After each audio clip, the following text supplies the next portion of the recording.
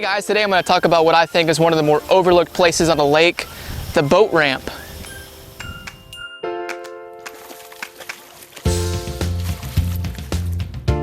So I'm out here at one of my favorite boat ramps, and the great thing about a boat ramp is that it can be super productive, both from the bank and a boat year-round. And we're going to talk about why that is. We'll also talk about some baits you can throw around a boat ramp, and also some things you should focus on specifically around a boat ramp. So let's get to it. We're going to do some fishing, and hopefully it's a good day for us.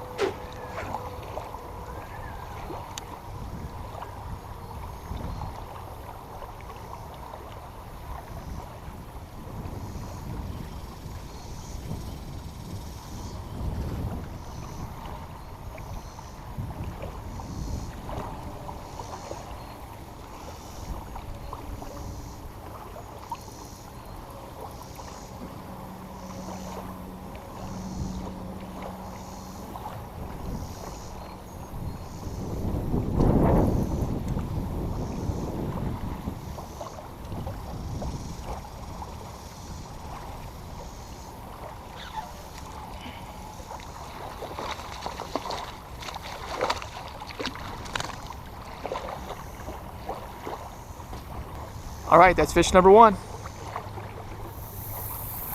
Now you're going to be able to catch fish all over a good boat ramp like this one, but there are a few areas in particular that you want to focus on to have the best chance of finding them. One of those spots is the edges. So you have the main concrete portion of the ramp, but along the edge is a definite end to the concrete, and it forms a sort of artificial piece of cover that the bass really relate to. So what I like to do is cast straight out and bring that bait right back along the edge. It's a great place to find them. Also, most boat ramps have the riprap along the side of the ramp, that chunk rock that helps maintain the integrity of the ramp itself. Where that rock meets the edge of the ramp is a great place to find them. You're going to catch a lot of fish in a spot like that. Also, the back edge of a ramp. So if you can imagine the ramp extending out into the water, there's going to be a spot where it's going to end and meet the actual natural surface of the lake itself. A lot of times in those spots, you're going to find little holes and depressions that have been left by the engines of boats being launched and loaded.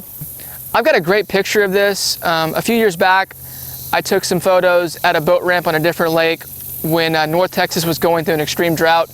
The lake was about 10 feet low.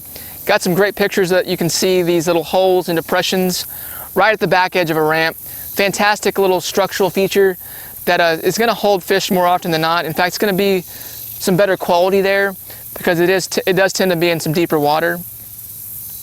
And of course, you do want to focus on the pieces of cover that you see, not just the rocks and the brush, but you're going to find a lot of debris at a boat ramp, so tires, trash, rebar, things like that fish are going to be holding to. And also, most boat ramps have the courtesy dock. There's one behind me here for people to load and unload boats. A lot of times that courtesy dock might be in the middle of the ramp itself. But of course, a great place to find fish. A lot of times they'll be right up underneath it to find shade. And finally, don't ignore the main part of the ramp itself. First off, bass love that hard bottom surface of concrete. But beyond that, if you look closely at most ramps, you'll see an accumulation of moss and algae. And that in turn attracts bait fish. So I've seen a lot of little bitty schools of bait fish swimming around right here at the bank of the ramp. And if you're paying attention, a lot of times you'll see a feeding frenzy start where the bass will move up right on top of the ramp and start feeding, and you can catch them on moving baits then.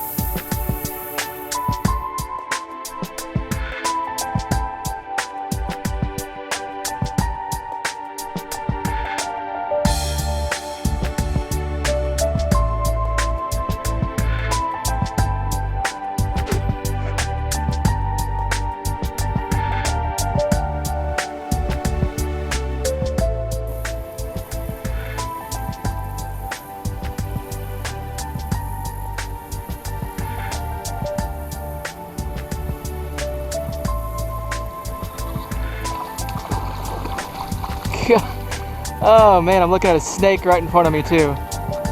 Had my eye on the snake and the fish bit.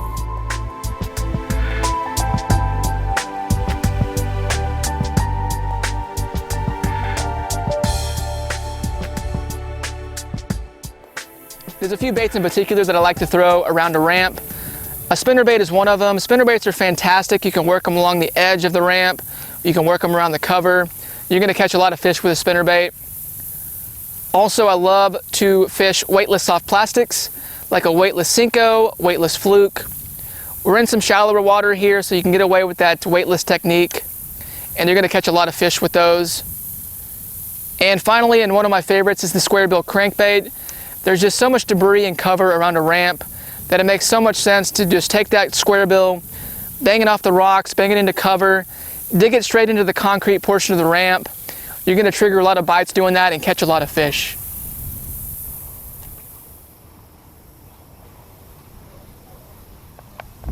Alright, so I've caught a few on the weightless Cinco already, but I'm gonna switch it up, see if we can get one on the Squarebill.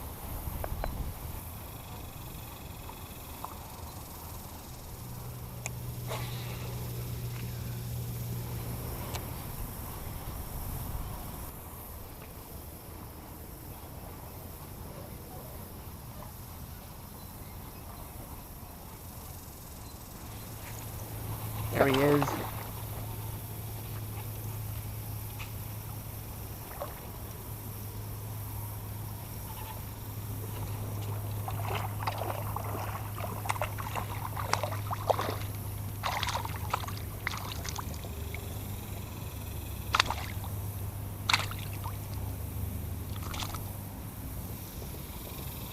All right, there we go on the Squarebill. One of the main advantages to a boat ramp is convenience, especially as a bank fisherman. You have an entire lake to fish, but very little shoreline access sometimes. So a boat ramp is a nice place you can come to really quickly, have a really good chance of catching fish. Same thing in a boat. It's very convenient. You can hit it on the way out, hit it on the way back in, and have a really good chance of catching some additional fish. Of course, one of the big disadvantages of a boat ramp is the traffic. It can be a very busy place, especially on the weekends. So as a bank fisherman especially, you want to be careful, be respectful of people launching and loading boats, give them their space, back off, bring in the line. If you're on a boat, you might want to back off as well if it gets too busy. Just use some common sense and make sure you're not in anybody's way as they launch and load boats.